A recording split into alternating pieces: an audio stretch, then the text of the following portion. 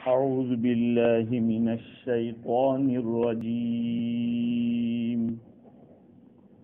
بسم الله الرحمن الرحيم.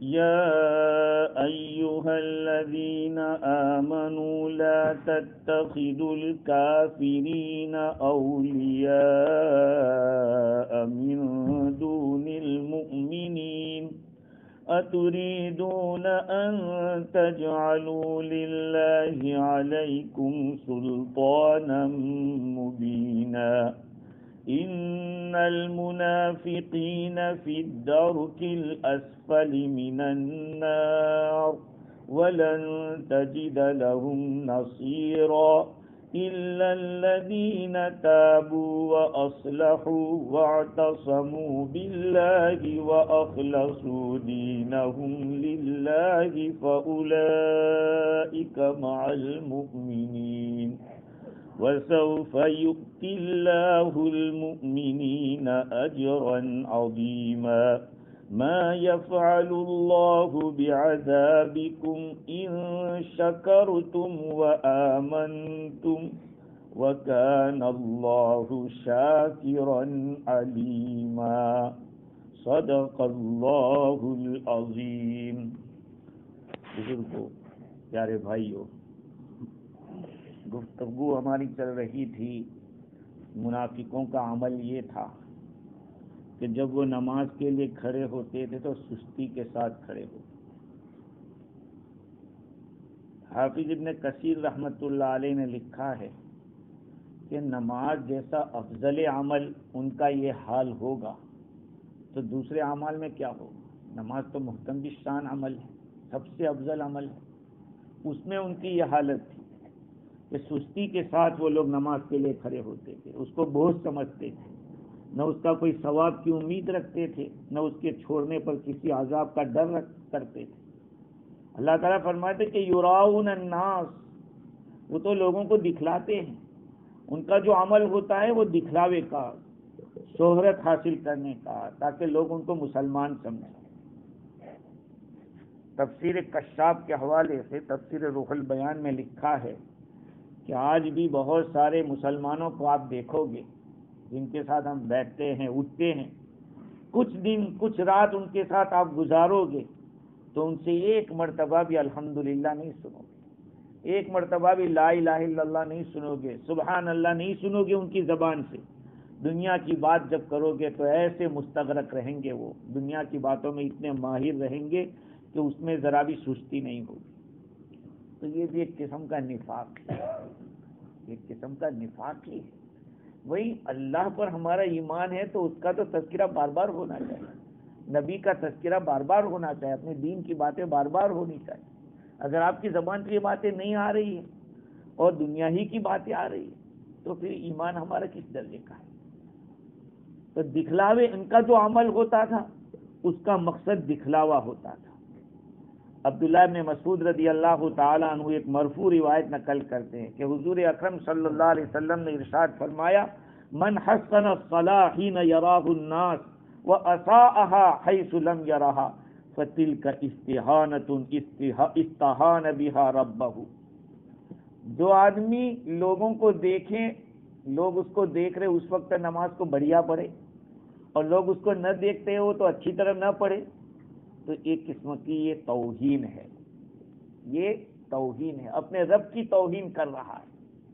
یہ روایت ابن کثیر نے بھی نقل کی ہے، ابو یعلا کی یہ روایت ہے، مظہری میں بھی یہ روایت ہے کہ لوگ دیکھ رہے ہیں تو آدمی لمبی لمبی پڑھ رہا ہے اور ایسے جھک کے پڑھ رہا ہے، اور کوئی نہیں ہوتا تو شیر کی طرح ایسے کھڑا رہتا ہے، اناپ شناپ بھگا کے پڑھ لیتا ہے. تو یہ اللہ کا مذاق ہے، یہ اللہ کی توہین ہے. کیونکہ لوگ ہوں تب بھی خدا کے سامنے ہم ہوتے ہیں، لوگ نہ ہو تب بھی خدا کے سامنے ہوتے ہیں. تو پھر ہماری خلوت اور جلوت برابر ہونی چاہیے. اس لیے دکھلاوے والے اعمال سے اللہ کی پناہ مانگنا چاہیے. ہاں، حضرت علی رضی اللہ تعالیٰ عنہ فرماتے ہیں کہ ایک زمانہ آئے گا کہ اسلام کا صرف نام رہ جائے گا، یأتی علی الناس زمان لا یبقى من الاسلام الا اسم، اسلام کا نام رہ جائے گا، ومن القرآن الا رسم، اور قرآن میں سے صرف لکھاوٹ رہ جائے گی، قرآن کی لکھاوٹ رہ جائے گی۔ یعمرون مساجدہم وہی خراب من ذکر اللہ تعالی، کہا کہ وہ مسجدوں کو تو بڑی بڑی تعمیر کریں گے لیکن ہدایت سے خالی ہوں، ہدایت سے خالی۔ آگے فرمایا شر اہل ذلک الزمان علماؤہم منہم تخرج الفتنہ والیہم تعود، اس زمانے کے سب سے زیادہ برے لوگ اس زمانے کے لوگوں کے علماء ہوں گے، انہی سے فتنہ نکلے گا، انہی کی طرف لوٹے گا، یہ ہوگا۔ ہاں، تو منافقوں کی حالت اللہ تعالیٰ نے بتلائی کہ وہ لوگ دکھلاوے کے ساتھ نماز پڑھتے، دکھلاوے کی نماز تو ظہر اور عصر ہوگی اور بہت بہت تو مغرب، کیونکہ اس میں لوگ دیکھتے ہیں، اس زمانے میں لائٹیں تو تھی نہیں، ایک دوسرے کو دیکھ پاتے، اور فجر بھی کبھی غلط میں بھی ہوتی تھی اندھیرے میں، تو کون کسی کو دیکھے گا کہ فلاں صاحب آئے یا نہیں آئے۔ تو یہ عشاء کی نماز کو چھوڑ دینا اور فجر کی نماز، صحیح حدیثوں میں آدھی رات جو آدمی عشاء کی جماعت سے پڑھ لے آدھی رات کا ثواب ملے گا، فجر کی نماز جماعت کی صحیح حدیث تو پوری رات کا ثواب ملے گا۔ تو کیسے ان دو نمازوں کو تو اور زیادہ دھیان سے پڑھنا چاہیے اور توجہ سے پڑھنا چاہیے۔ تو اللہ تعالیٰ فرماتے ہیں کہ یراؤن الناس ولا یذکرون اللہ الا قلیلا، وہ اللہ کا ذکر نہیں کرتے مگر بہت تھوڑا۔ کیا مطلب؟ یعنی نماز نہیں پڑھتے مگر بہت تھوڑی۔ بعضوں نے تفسیر کی ہے ذکر کی، ذکر کی تفسیر نماز سے کی ہے۔ ایک تفسیر ذکر کی یہ کی کہ نمازی کے اندر ذکر کم کرتے ہیں، جو خفیہ ذکر ہوتے ہیں، جیسے گزشتہ بھی میں نے عرض کیا تھا۔ اور بعضوں نے یہ تفسیر کی کہ وہ ہر وقت ذکر نہیں کرتے، کبھی کر لے کبھی نہ کر لے۔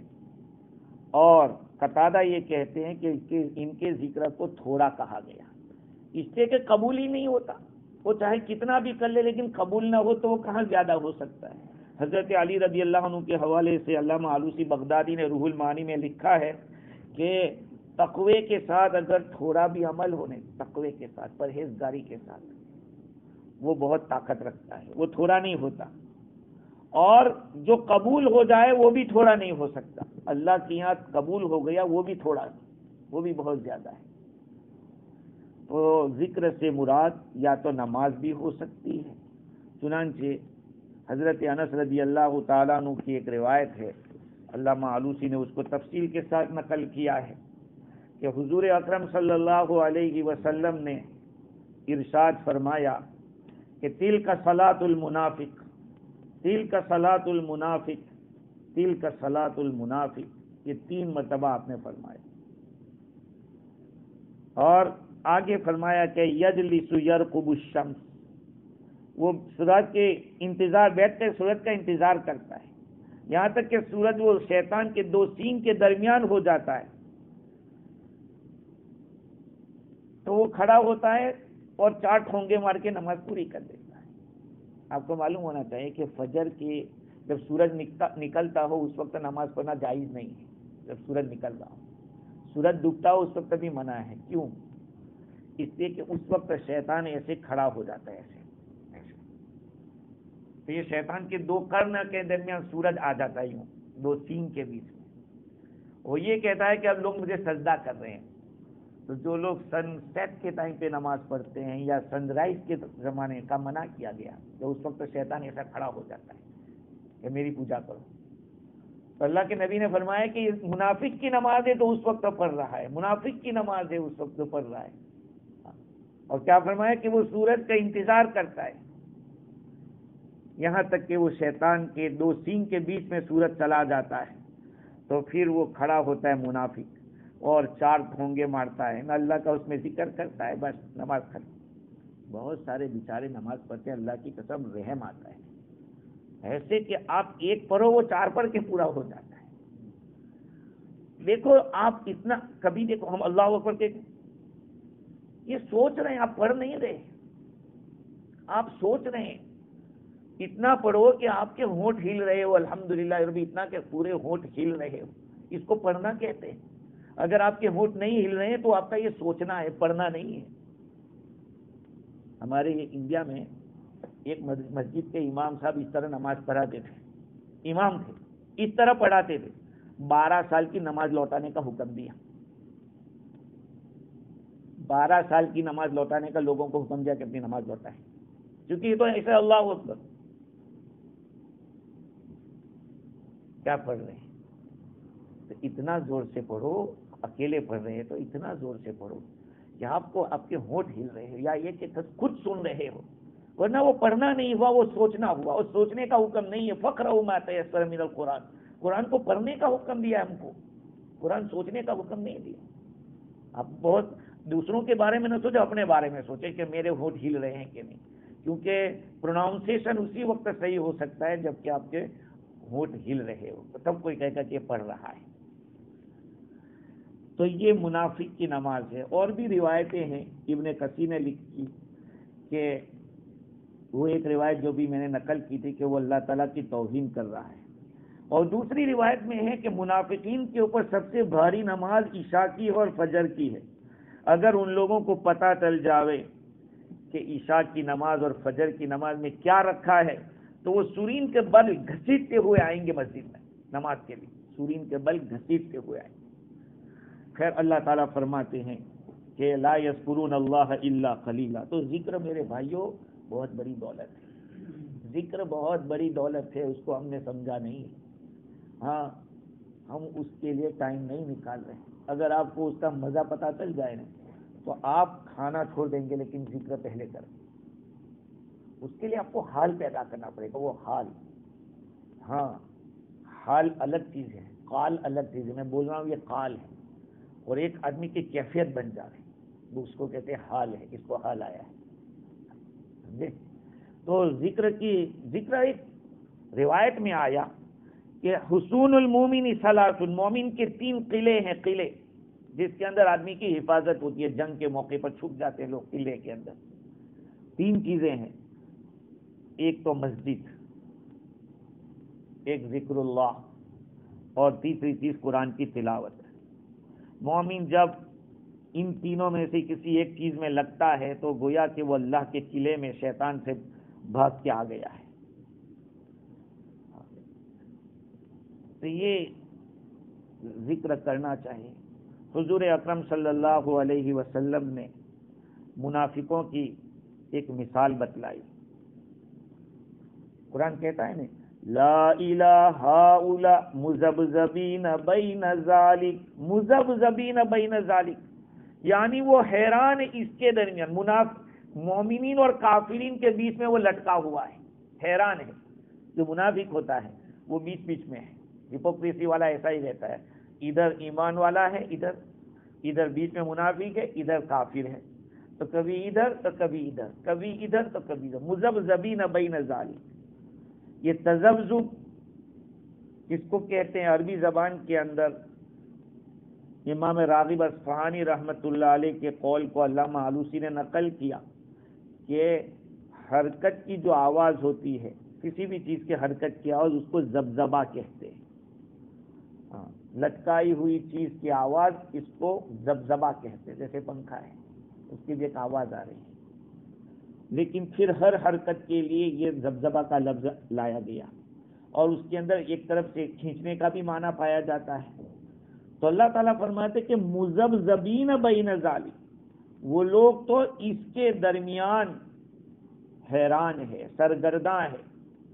اس کے درمیان نفاق، بلکہ کفر اور ایمان، ان دونوں کے درمیان۔ بعضوں نے یہ کہا کہ مومنین اور کافرین کے بیچ میں وہ لوگ تذبذب کے اندر پڑے ہوئے ہیں، مذبذبین بین ذالک، لا الہ ہؤلاء ولا الہ ہؤلاء، نہ تو وہ ادھر کے ہیں نہ ادھر کے ہیں، یعنی نہ ان کو ایمان والوں کی طرف آپ منسوب کر سکتے ہیں کہ وہ مومن ہو جاوے، نہ ان کو کافروں کی طرف کہہ سکتے ہیں، نہ ادھر نہ ادھر، تو کیا ہوگا؟ فیکونون مشرکین، تو مشرک ہو جائیں گے، نہ ایمان والے ہیں نہ کفر والے ہیں، تو وہ مشرک ہیں۔ نہیں بلکہ یوں کہو کہ نہ وہ ایمان والوں کی طرف ہے کہ ان کو مومن کہہ دیا جائے، نہ ان کو کافروں کی طرف کہو کہ مشرک کہہ دیا جائے، بلکہ بیچ بیچ میں کبھی زبان سے ادھر والوں کو خوش کرتے ہیں، کبھی ادھر والوں کو خوش کرتے ہیں، اور اللہ تعالیٰ کو ناراض کرتے ہیں۔ سوال یہ ہے کہ یہ تذبذب کی وجہ کیا ہے، کیوں ایسا کیوں کر رہے ہیں؟ تو اس کا جواب علامہ امام رازی نے یہ لکھا کہ اصل میں جو کوئی بھی کام ہوتا ہے وہ داعی کے اوپر موقوف ہوتا ہے۔ داعی جو فعل کی طرف بلانے والا ہے، فعل کی طرف بلانے والا۔ اب یہ لوگ کیوں ایسا کرتے تھے؟ کہا کہ دنیاوی مقاصد کے لیے۔ مقصد یہ تھا کہ اگر مسلمانوں کی فتح ہوئی تو ہمیں ملے گا کہ ہمارا نام تو مسلمانوں میں، اور اگر مسلمانوں کی شکست ہوئی تو کافر کو تو ہم تو سمجھا چکے ہیں، ہم ان کی طرف نہیں، ہم آپ کے ساتھ ہیں، تو ادھر سے بھی ہم کو ملے گا۔ یہ سارے کام کرانے والی، یہ سارے جو کام کرتے تھے وہ ان مقاصد کے لیے کرتے تھے۔ تو ان مقاصد کی وجہ سے وہ حرکت ہوتی تھی، ان میں اضطراب ہوتا تھا۔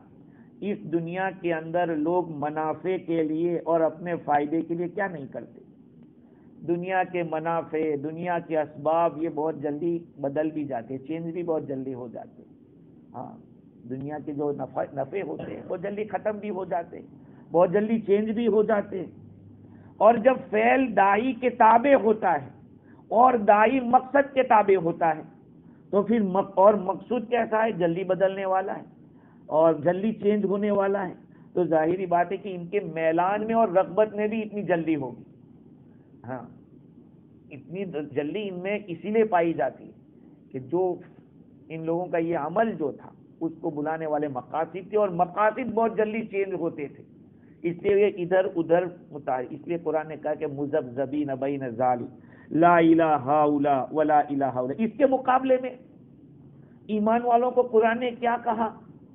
جمع ہوا کہا، یثبت اللہ الذین آمنوا بالقول الثابت۔ اللہ تعالیٰ ایمان والوں کو جمائے گا کہ کلمے کی وجہ سے لا الہ الا اللہ، بس نہ ادھر نہ ادھر، سیدھی بات ہے۔ کیونکہ ایمان والے کا فعل کیا ہوتا ہے؟ واقعات الصالحات، نیکیاں کرنا۔ ایمان والے کا عمل مقصد کیا ہوتا ہے؟ دنیا کے اندر خیر کو پھیلانا اور آخرت کی سعادت مندی کو حاصل کرنا۔ جب یہ مقاصد ایسے جو باقی رہنے والے ہیں اس میں کبھی چینجنگ نہیں آتی ہے، بھائی اللہ نے کہہ دیا نماز نیکی کا عمل ہے، روزہ نیکی کا عمل ہے، وہ کوئی چینج ہو سکتا ہے؟ کوئی چینج نہیں کر سکتا۔ جب وہ چینج نہیں ہوگا تو اب اس کے اندر جو فائدے حاصل ہونے وہ بھی چینج نہیں ہوں گے۔ جب وہ چینج نہیں ہوں گے تو پھر عمل کرنے والے کا عمل بھی چینج نہیں ہوگا۔ جب وہ چینج نہیں ہوگا تو پھر جمے گا اچھی طرح۔ اس لیے ایمان والے کا اللہ تعالیٰ جمع دے گا، یثبت اللہ الذین آمنوا، یہ قرآن کہتا ہے۔ اس آیت کریمہ سے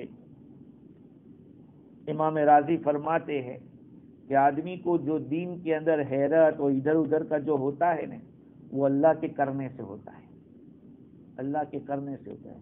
بہت سارے لوگ بیچارے 4 مہینہ لگاتے تھے، خوب لگاتے تھے، پھر اچانک اسٹاپ ہو گئے۔ اب ایسے ہی اسٹاپ ہوئے گا، آنے کا نام نہیں لینے ہیں، بلکہ بالکل کام کو چھوڑ دیتے۔ کیوں بھائی؟ مقاصد تھے اس میں، کچھ بات تھی، وہ ان کو حاصل نہیں ہوئی۔ اس لیے کہتے ہیں کہ بھئی دین کا کوئی بھی کام کرو اخلاص سے کرو، اللہ کو راضی کرنے کے لیے کرو تو اللہ جمائے گا، اور اگر اور کوئی مقاصد لے کر آئے تو پھر اللہ پھینک دے گا کہ جاؤ، ہمارے دین میں تمہاری کوئی ضرورت نہیں، اور اللہ ایسے بھی کام کروائے گا کہ کہیں کا نہیں رہے گا۔ اس لیے دین کے کاموں میں اخلاص مانگا جاتا ہے، اللہ سے معاملہ ہو۔ ہاں، لا الہ الا ولا الہ الا۔ یہاں پر ایک سوال یہ ہوتا ہے کہ نہ ادھر کے نہ ادھر کے، تو بھائی ادھر کے تو سمجھ میں آئے کہ کافروں کے ساتھ نہ ہو، یہ تو اچھی بات ہے، لیکن نہ ادھر کے، ایمان والوں کی طرف نہیں، تو یہ تو بہت برا ہے۔ ایمان والوں کی طرف نہ ہونا، کافروں کی طرف نہ ہونا، یہ تو اچھا ہے۔ تو پھر یہاں پر کفار کے طریقے کی بھی مذمت ہو رہی ہے، بھائی ایمان والوں کی طرف نہیں ہے، اس کی تو برائی سمجھ میں آئی کہ وہ تو غلط کر رہے ہیں، لیکن کافروں کی طرف نہیں جا رہے، اس کی بھی تو مذمت ہو رہی ہے۔ تو اس کا جواب یہ ہے کہ دیکھو، کفر اور نفاق دو چیزیں ہیں، ان میں کفر تھوڑا ہلکا ہے نفاق کے مقابلے میں نے پہلے بھی کہا تھا، کفر ہے تو برا، یقیناً برا ہے، لیکن نفاق کے مقابلے میں زیادہ برا نہیں ہے، نفاق زیادہ برا ہے، اسی لیے اس کی سزا بھی آگے چل کے بہت سخت بتلائی ہے قرآن نے، سمجھ رہے ہیں؟ کافر کی طرف نہ جانا اس کو مقام مذمت میں، برائی میں اس لیے بیان کیا کہ یہ تو بہت کافروں سے بھی گئے گزرے، کافر تو کھلے تھے کہ ہم نہیں مانتے تم کو، لیکن یہ تو کہتے کہ مانتے ہیں اور پھر اندر چھپا دے کہ نہیں مانتے۔ چھپے ہوئے دشمن سے بچنا تھوڑا مشکل ہوتا ہے۔ لا الہ الا ولا الہ الا۔ آگے اللہ تعالیٰ فرماتے ہیں وَمَن يُضْلِلِ اللَّهُ فَلَن تَجِدَ لَهُ سَبِيلًا، اللہ تعالیٰ جسے گمراہ کر دے اس کے لیے تو ہرگز کوئی راستہ نہیں پائے گا۔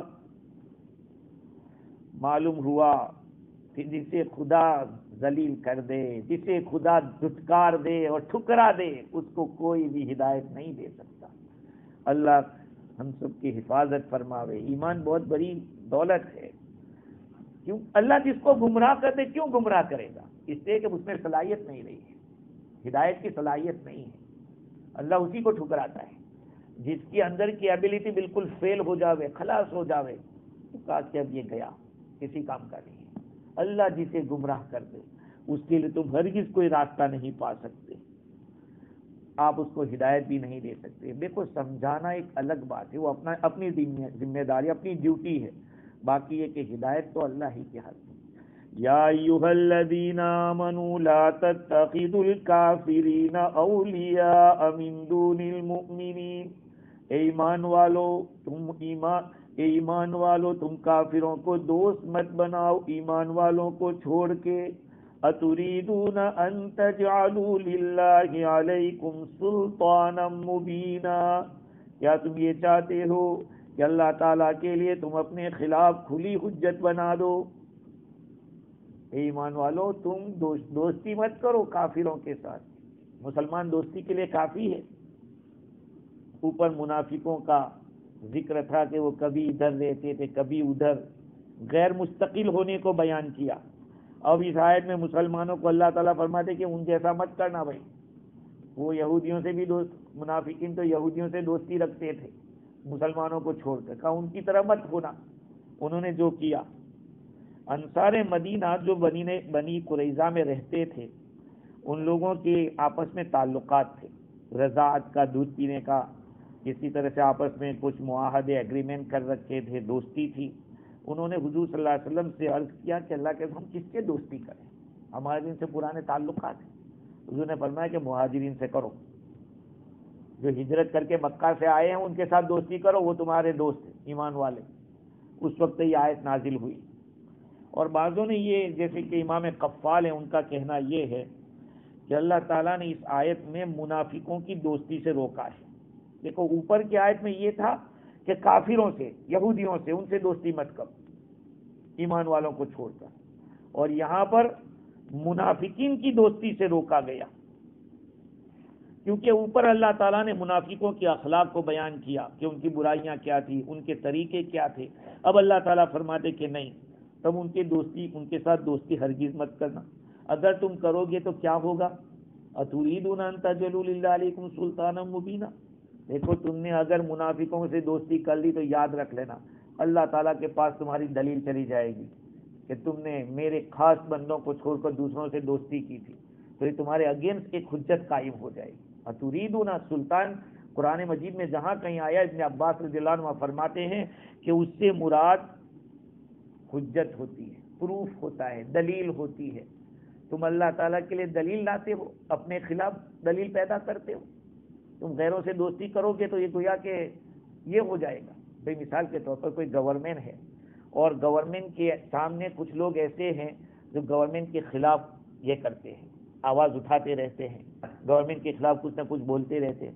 اگر آپ ایسوں کے ساتھ تعلقات کرو گے، ان کے ساتھ بزنس کرو، ان کے ساتھ دوستیاں کرو، تو گورنمنٹ کی نظر میں آ جاؤ گے کہ اچھا یہ ہمارے خلاف جو ہے بغاوت کرنے والے، ان سے تم دوستی کرتے ہو۔ اب بھی تمہیں دیکھ لیں گے. تو اسی طرح سے جو لوگ اللہ تعالیٰ کے دین سے بغاوت کرنے والے ہیں منافق، ان سے تم دوستی کرو گے تو یہ خدا کے یہاں تمہاری ایک حجت ہو جائے گی تمہارے خلاف، اس لیے ان کے ساتھ دوستی مت کرو. اتریدون ان تجعلوا للہ علیکم سلطانا مبینا. اس آیت کریمہ کی تفسیر میں روح البیان کے اندر لکھا کہ سلطان سے مراد یا تو والی بھی ہو سکتا ہے اور حجت بھی ہو سکتا ہے. مطلب یہ ہے کہ تم اگر ان لوگوں سے دوستی کرو گے منافقین کے ساتھ تو منافقوں کی جو دلائل ہے، واضح دلائل تمہارے سامنے آ گئے، تو اب اس کے ذریعے تم اللہ تعالیٰ کے سامنے ایک دلیل پیش کر دو گے. یا یہ کہ اگر تم ان لوگوں کو اتریدون ان تجعلوا سلطانا، کیا تم لوگ اللہ تعالیٰ کے لیے اپنے اوپر کوئی سلطان بناتے ہو، والی بناتے ہو، یعنی تمہارے سزا کا جو معاملہ ہے جو اللہ تعالیٰ کے ساتھ خاص ہے، یہ تو ساری اللہ کی مخلوق ہے، تمہیں تو اللہ کے حکم کے تابع رہنا چاہیے تھا، ان لوگوں کے تابع کیوں ہو رہے؟ تو آیت کریمہ کا مطلب یہ ہے کہ اگر اس آیت کو اگر کافروں سے مراد کفار ہی لیتے ہیں تو اس کا مطلب یہ ہوگا کہ تم لوگ اللہ تعالیٰ کے دین والے لوگوں کے لیے، یعنی رسول ہے، ان کی امت ہے، ان کے لیے تم لوگ اپنے خلاف دلیل قائم کر رہے ہو اس بات پر کہ تم بھی منافق ہو، تم منافقوں کے ساتھ کیونکہ منافقوں نے کافروں سے دوستی کی تھی، وہ کام تم کر رہے ہو تو گویا کہ تم بھی منافق ہو، یہ مطلب ہوا. اور ایک مطلب یہ ہوا کہ اگر تم ایمان والو تم اگر دوستی کرتے ہو منافقوں کے ساتھ تو پھر مطلب یہ ہوگا کہ تمہاری سزا کے اندر یہ تم منافقوں کے لیے جو تم دوستی کی ہے اس کے سبب سے اللہ کے یہاں تمہاری دلیل ہو جائے گی. اتریدون ان تجعلوا للہ علیکم سلطانا مبینا ان المنافقین فی الدرک الاسفل من النار. یقیناً منافق لوگ جہنم کے بالکل نچلے طبقے میں ہوں گے. جہنم میں 7 طبقات ہیں. دیکھو جنت میں درجات ہوتے ہیں اور جہنم کے اندر طبقات ہوتے ہیں. دیکھو درج اوپر چڑھنے کو کہتے ہیں، درج اصل تو پانے کو کہتے ہیں لیکن درج نیچے کے لیے. جہنم میں طبقات ہے، جنت میں درجات ہے. جنت میں آدمی جتنا اوپر ہوگا وہ بڑا کہلائے گا، جہنم میں جتنا نیچے جائے گا اتنا ڈینجر ہوگا. ارے بھائی آگ جلا رہے ہیں تو اوپر اگر کوئی ہاتھ رکھے گا تو زیادہ لگے گا یا نیچے؟ تو جہنم کے 7 طبقات میں سے سب سے نچلا جو طبقہ ہوگا اس میں یہ منافق لوگوں کو رکھا جائے گا. علامہ آلوسی بغدادی نے لکھا ہے کہ جہنم کے 7 طبقات ہے. سب سے پہلا طبقہ جہنم ایک نام ہے پہلے طبقے کا. دوسرا طبقے کا نام لظا ہے، لظا کلا انہا لظا. تیسرا ہے حطامہ. چوتھا ہے سعیر. پانچواں ہے سقر. چھٹا ہے جہیم اور 7واں ہے حاویہ. اور یہ اللہ تعالیٰ نے ان کے لیے سزا یہ رکھی ہے فی الدرک الاسفل من النار. وہ لوگ جہنم کے نچلے طبقے میں ہوں گے منافق لوگ. ولن تجد لهم نصیرا، اور تم ان کے لیے کوئی مددگار نہیں پاؤ گے. درک کے بارے میں لیث فرماتے ہیں کہ لفظ درک کسی چیز کی گہرائی کے لیے بولا جاتا ہے، بالکل نیچے ہو اندر تہ کے اندر، اس کو درک کہتے ہیں. اور ضحاک کا کہنا یہ ہے کہ درج جو ہوتا ہے ایک دوسرے کے اوپر ہو اس کو درج کہتے ہیں، اور درک ہوتا ہے ایک دوسرے کے نیچے ہو. اب سوال یہ ہوتا ہے کہ منافقوں کے بارے میں تو کہا اللہ نے کہ وہ نچلے جہنم کے نچلے طبقے میں ہوں گے، لیکن آل فرعون کے لیے بھی تو اللہ تعالیٰ نے کوئی سزا بتلائی قرآن مجید کے اندر. اشد عذاب، ادخلوا آل فرعون اشد العذاب، تم فرعون والوں کو سخت عذاب میں داخل کر دو. تو اب سوال یہ ہے کہ یہ جہنم کے نچلے طبقے میں ہونا یہ زیادہ سخت ہے یا اس سے بھی زیادہ کوئی سخت عذاب ہوگا جو فرعون والوں کو ہوگا؟ ابن انباری نے یہ سوال قائم کیا ہے.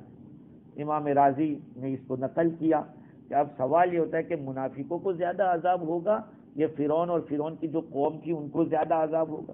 اس کا جواب یہ ہے کہ ہو سکتا ہے کہ دونوں ایک ہی فیلڈ میں جمع ہونے والے ہوں، فرعون والوں کو بھی وہیں پہ جمع کرنے والے ہوں اور یہ بھی وہاں جمع ہونے والے ہوں، دونوں کو الگ الگ طریقے سے بیان کیا ہو۔ لیکن ایک بات اور بھی ہے کہ اللہ رب العزت کا نظام ہے، دنیا کے اندر ہم دیکھتے ہیں گرمی چل رہی ہے، اس گرمی کے اندر ایک آدمی جو گرمی میں رہنے کا عادی ہوتا ہے اس کو کم لگے گی، لیکن دوسرا ایک آدمی ہوگا اس کو زیادہ لگے گی جو کبھی گرمی میں کھڑا نہیں ہوا ہے۔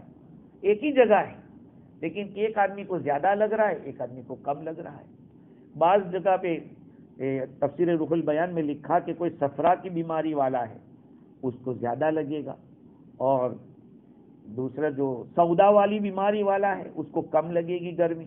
یہ آدمی الگ الگ ہوتے ہیں، حالانکہ ایک ہی جگہ رہتے ہیں، اس کے باوجود بھائی ٹھنڈی کا موسم ہو، جیسے نیوزی لینڈ چلے جائیں، اب نیوزی لینڈ والا فیجی میں آئے گا تو کہے کہ یہاں بہت گرمی لگے، ارے یہاں ٹھنڈی چل رہی ہے، ارے ہم کو تو ٹھنڈی لگتی نہیں، ایک ہی جگہ رہ رہے ہیں پھر بھی کیوں فرق ہے؟ ایسے ہی جہنم کے اندر رہیں گے ایک ہی جگہ پھر بھی عذاب کا فرق ہوگا۔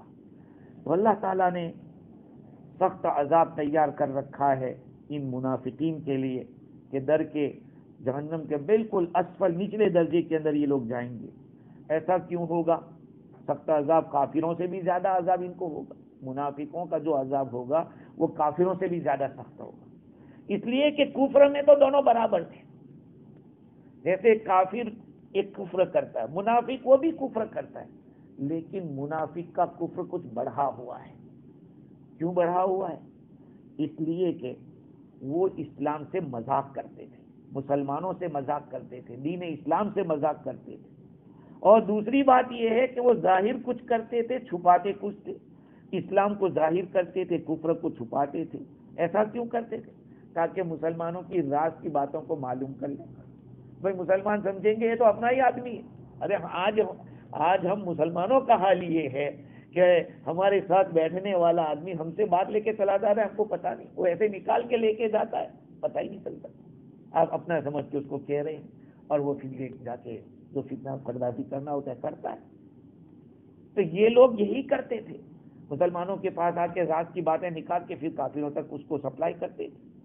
اس لیے ان کا گناہ کافروں کے مقابلے میں زیادہ ہے، اس لیے سزا بھی زیادہ ہوگی۔ اور کافر لوگ کیا کرتے تھے؟ جب منافق لوگ ان کو راز کی باتیں بتاتے تو پھر اپنی جو چالیں تھے وہ چلتے تھے، جس سے مسلمانوں کا نقصان ہوتا تھا۔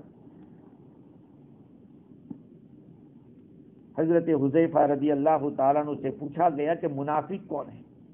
کہا کہ الذی یصف الاسلام لا یعمل بہ، اپنے آپ کو مسلمان کہتا اور اس پر عمل نہیں کرتا، کہا یہ بھی منافق ہے۔ ہمیں بہت افسوس ہوتا ہے کبھی کبھی جب اسلام کی بات آتی ہے تو کہ ہم مسلمان ہیں، تیری زندگی میں اسلام کتنا ہے یہ تو بتا۔ اگر اسلام اسی کا نام ہے کہ صرف بول دینے سے اسلام ہے تو بہت ایزی ہے۔ عبداللہ ابن عمر رضی اللہ تعالیٰ عنہ فرماتے ہیں کہ کل قیامت کے دن سب سے زیادہ سخت عذاب میں 3 قسم کے لوگ ہوں گے۔ نمبر 1، جس نے اصحاب مائدہ حضرت عیسیٰ علیہ السلام کے اوپر جو دسترخوان اتارا تھا آسمان سے جس میں کھانا تھا، اس کے آ جانے کے ان لوگوں نے کہا تھا کہ اللہ تعالیٰ سے درخواست کیجئے کہ آسمان سے ہمارے لیے دسترخوان اتارے، اگر وہ آ جائے گا ایمان لے آئیں گے۔ اللہ تعالیٰ نے کہ دیکھ اتاروں گا، فرمائشی معجزہ آ جانے کے بعد اگر کوئی نہیں مانتا تو پھر اس کی حالت خراب ہو جاتی۔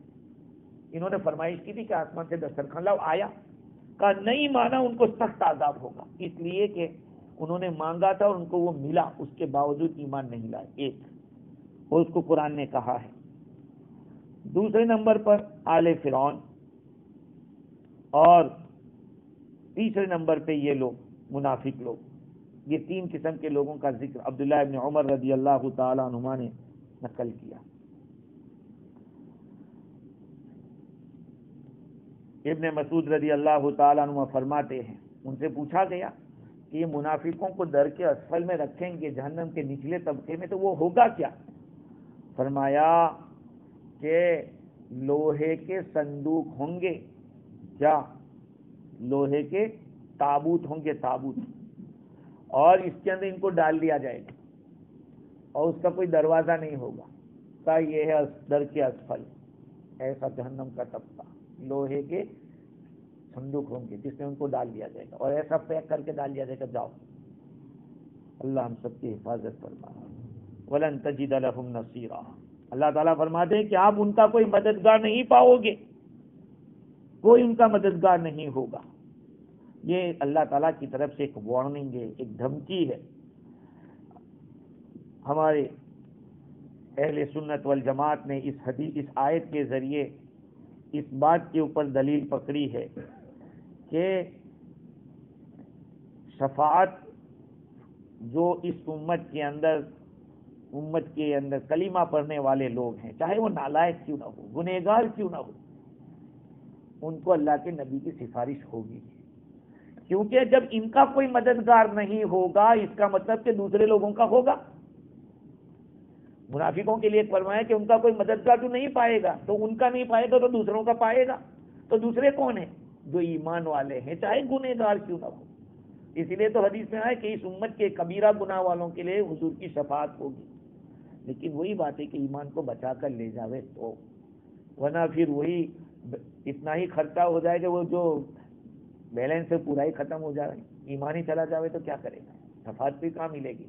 شفاعت تو ایمان والوں کو ملے گی۔ اللہ تعالیٰ نے اس آیت میں منافقوں کو خاص کیا ہے اس دھمکی کے ساتھ، اگر یہ منافقوں کے علاوہ کے لیے حاصل ہو جاوے تب تو کوئی بات نہیں ہے۔ آگے اللہ تعالیٰ فرماتے ہیں إِلَّا الَّذِينَ تَابُوا وَأَصْلَحُوا وَاعْتَصَمُوا بِاللَّهِ وَأَخْلَصُوا دِينَهُمْ لِلَّهِ فَأُولَئِكَ مَعَ الْمُؤْمِنِينَ۔ ہاں، ان میں سے اگر منافقین میں سے جو لوگ توبہ کرتے ہیں، اپنے حالات کو درست کر لیتے ہیں، اپنی نیتوں کو درست کر لیتے ہیں اور اللہ کو مضبوطی سے تھام لیتے ہیں اور اپنے دین کو اللہ کے لیے اخلاص کے ساتھ خالص کر دیتے ہیں، وہ ایمان والوں کے ساتھ ہوں گے۔ مطلب یہ کہ پہلے ہی نفاق ہو گیا ہے تو ایسا نہیں کہ اب وہ ان کی توبہ قبول نہیں ہو سکتی ہے، توبہ کا دروازہ کھلا ہے، لیکن ان کو یہ 4 کام کرنے پڑیں گے۔ ایک تو پکی توبہ، الا الذین تابوا، سب سے پہلے نمبر پہ توبہ ہے۔ منافقین کو اپنی سزا کو دور کرنے کے لیے یہ 4 کام کرنے پڑیں گے۔ ایک پہلے نمبر پہ توبہ کریں، دوسرے نمبر پہ عمل کو درست کرنا، مطلب یہ ہے کہ برائی سے توبہ کرے اور عمل کو نیا شروع کر دے، اچھا عمل کرنا شروع کر دے۔ تیسرے نمبر پہ اللہ تعالیٰ کو مضبوطی سے پکڑ لے۔ اللہ کو مضبوطی سے کیسے پکڑے گا؟ بھائی توبہ کا مقصد اور عمل کو درست کرنے کا مقصد کیا ہو؟ اللہ کو راضی کرنا ہو، کوئی اور مصلحت نہیں ہونی چاہیے، دنیا کا کوئی فائدہ اٹھانا مقصود نہ ہو یا کوئی نقصان سے بچنا مقصود نہ ہو۔ تو اگر یہ توبہ کرتا ہے، درست اعمال کو درست کرتا ہے اور یہ سب اللہ کو راضی کرنے کے لیے، آخرت کی سعادت کو حاصل کرنے کے لیے ایسا کرتا ہے، تو گویا کہ اگر ایسا ہوگا تو اس پر باقی رہے گا۔ جو اللہ کو راضی کرنے کے لیے عمل کرتا ہے نا، وہ عمل پہ باقی رہتا ہے، اور جو اگر دوسرے مقصد کے لیے کوئی کام کرتا ہے نیکی کا، وہ عمل پہ باقی نہیں رہتا، وہ چھوٹ جاتا ہے۔ اس لیے کہا کہ توبہ ہو، عمل درست ہو اور وہ اللہ کو راضی کرنے کے لیے ہو۔ وَاعْتَصَمُوا بِاللَّهِ کا مطلب یہ، اور پھر آخر میں کہا کہ اخلاص بھی ہونا چاہیے، یہ سارے کام اور مقصد کے نہیں، اخلاص کے لیے۔ اللہ تعالیٰ نے پہلے برائی کو چھوڑنے کا حکم دیا، دوسرے نمبر پہ بھلائی کرنے کا حکم دیا، اور تیسرے نمبر پہ کہا کہ یہ چھوڑنے کا اور نیک کام کرنے کا مقصد اللہ کو راضی کرنا، اور اللہ کو راضی کرنے کا بھی جو مقصد ہے وہ بھی اخلاص کے ساتھ ہونا چاہیے۔ اگر یہ چیز نہیں، اگر اس کے ساتھ کوئی اور اپنے کوئی ڈیزائر مل گیا، کوئی خواہش مل گئی، تو پھر ایمان والوں کے ساتھ وہ نہیں ہوگا۔ اگر یہ 4 شرطیں پائی جاتی ہے تو اللہ فرماتے فَأُولَٰئِکَ مَعَ الْمُؤْمِنِينَ، یہ نہیں فرمایا اللہ نے کہ فَأُولَٰئِکَ مُؤْمِنُونَ، وہ ایمان والوں کے ساتھ ہوں گے۔ تو گویا کہ اللہ تعالیٰ نے منافقوں کو یہ کہا کہ اگر یہ 4 کام کر لو گے تو ایمان والوں کو جو اجر ملنے والا ہے وہ اجر تم کو بھی ملے گا۔ اب یہ نہیں کہ نہیں تم نے پہلے توبہ، تم نے یہ گناہ کیا تھا اس لیے اب تم لوگوں کو وہ اجر نہیں ملے گا، تم دوسرے درجے کے مومن ہو گئے، نہیں. فاولئک مع المؤمنین، منافقوں کو بھی ان کے ساتھ ملا دیا ایمان والوں کے ساتھ. وسوف یؤتی اللہ المؤمنین اجرا عظیما، اللہ تعالیٰ ایمان والوں کو اجر عظیم عطا فرمائے گا. اجر عظیم کیا ہے؟ اجر عظیم کی تشریح کرتے ہوئے علامہ آلوسی نے لکھا کہ ابو حیان غرناطی کہتے ہیں کہ اجر عظیم کا معنی ہمیشہ ہمیش کی نعمت. بعض لوگوں نے اور بھی باتیں لکھی ہیں، انشاءاللہ مزید گفتگو آئندہ کریں گے.